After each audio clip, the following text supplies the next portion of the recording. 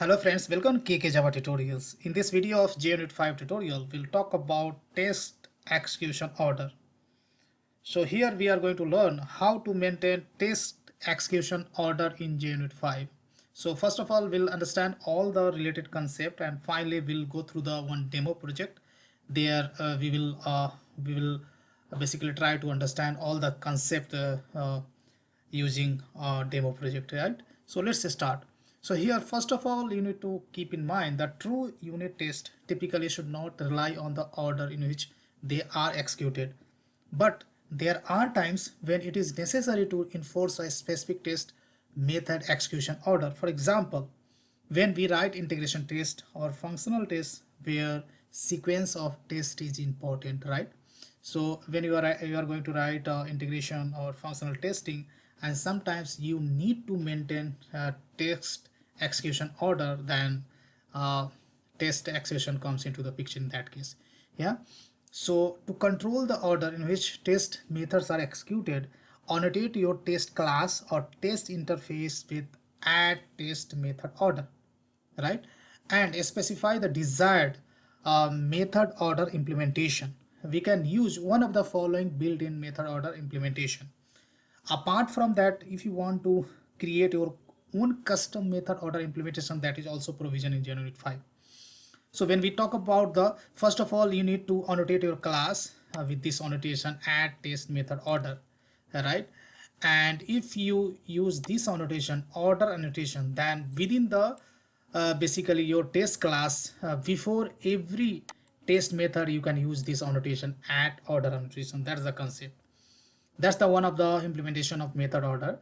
But if you use alphanumeric, right, along with add test method order at the class level, it will sort test method alphanumerically based on the test method names and formal parameter list, right?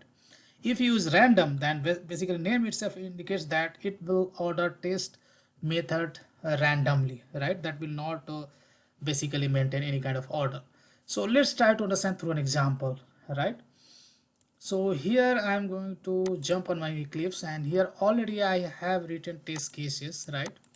Here you can see I have one util class which is having an add method which takes two input integer, and that's adding and returning it, right? I have written a test class for this.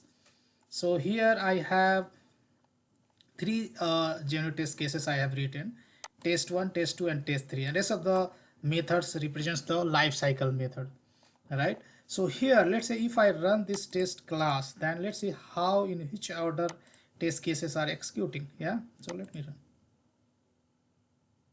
So here you can see, if I go to the JUnit, and here you can see how it is test 1, test 2, and test 3. This is just executing in what order this test case has been written into the source code, but it's not always maintain this fact, right? Sometimes that sequence may get changed, right?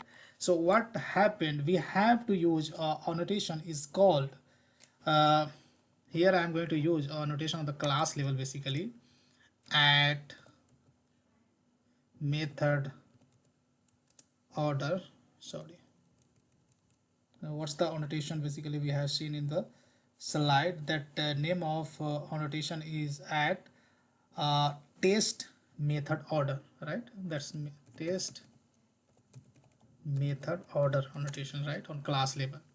And of course you need to specify attributes. So what are the things we can specify over here? So we can use, as we talked in the slide, random dot class. That's the one of the implementation of method order. If you use this one, then this will just execute your test cases in the random fashion. How? So let me show you. So this will not show you any kind of basically order. So that will just if you use random, right, that's the one of the implementation of method order. So test method randomly executed, right? So here if you look into, it's randomly 1 2 3, there is no any change. Apart from that, you can implement another, you can use another implementation is called, something is called basically alphanumeric, right? So alphanumeric is the another one. So this will execute test cases in the basically alphanumeric order means test that will be sorted based on the test name itself, right? So if I come here, then order is not did not get changed. Basically this is already alphanumeric. But let's say I would like to execute in the first test case 3, then 2, then 1, just reverse whatever we see over here, right? Then we need little customization, and here instead of alphanumeric, what we have to do, third implementation, that is nothing but the order annotation, right? I would say ORD, order annotation, right? So once you use order annotation, right, on the class level along with the add test order method, then you can use add order annotation at test level, right?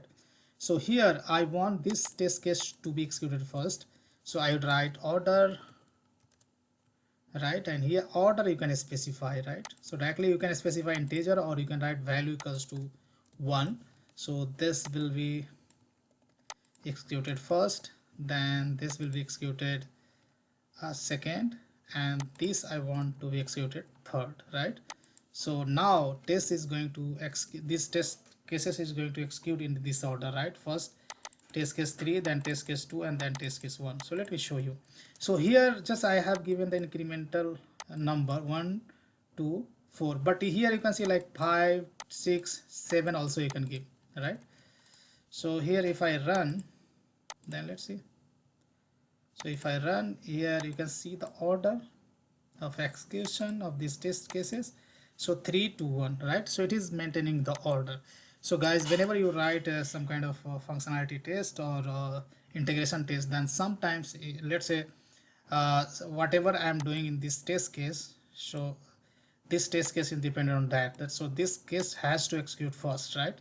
So that is the case, then this concept comes into the picture, right? Your test case are basically dependent on each other, right?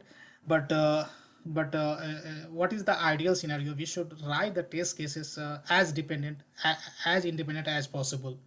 But sometimes there may be a scenario, uh, the, the, there may be a scenario where we need to maintain test case execution order. Then this concept you can apply. So that's all I wanted to discuss in this video tutorial, guys.